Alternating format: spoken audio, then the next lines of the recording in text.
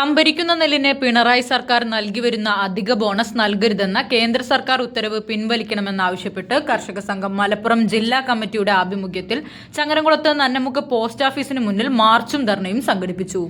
കർഷക വിരുദ്ധ നയത്തിനെതിരായ പ്രക്ഷോഭം നടന്നുകൊണ്ടിരിക്കുകയാണ്. അതിന്റെ ഭാഗമായിട്ടാണ് ഇന്ന് ഈ പോസ്റ്റ് ഓഫീസിന് മുൻപിൽ നമ്മളിവിടെ ഒത്തുകൂടിയിട്ടുള്ളത്.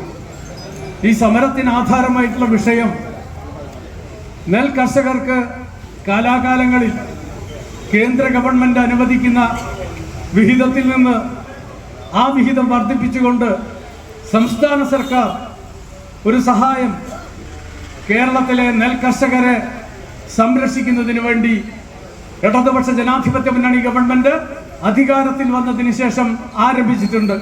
കർഷക സംഘം മലപ്പുറം ജില്ലാ പ്രസിഡന്റ് പി ജ്യോതിബാസ് ധർണ ഉദ്ഘാടനം ചെയ്തു.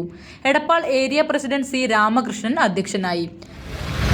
എല്ലാവർക്കും അറിയാവുന്നതുപോലെ നെൽകൃഷി എന്ന് പറഞ്ഞാൽ അത് സാധാരണ ഒരു കൃഷിയല്ല. എല്ലാവർക്കും അറിയാം. നെൽകൃഷിയുടെ പ്രത്യേകത പ്രകൃതിയെ സംരക്ഷിക്കുന്ന കൃഷി നെൽകൃഷിയാണ്. റബ്ബർ വേണം നമുക്ക്.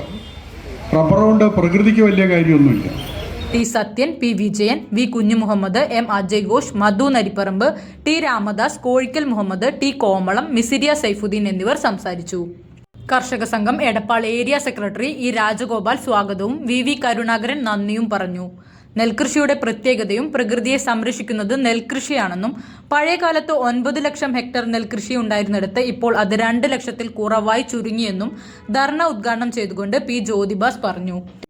കേന്ദ്ര സർക്കാർ കേരളത്തിനോട് കാണിക്കുന്ന അവഗണന എന്നതല്ല, കേരളത്തിനോട് കാണിക്കുന്ന ഏറ്റവും ക്രൂരമായ ഒരു ശത്രു രാജ്യത്തിനോട് മറ്റൊരു രാജ്യം കാണിക്കുന്നത് പോലെയുള്ള അതിഭീകരമായ ആക്രമണമാണ് കേരളത്തിനോട് കേന്ദ്രം കാണിക്കുന്നത്.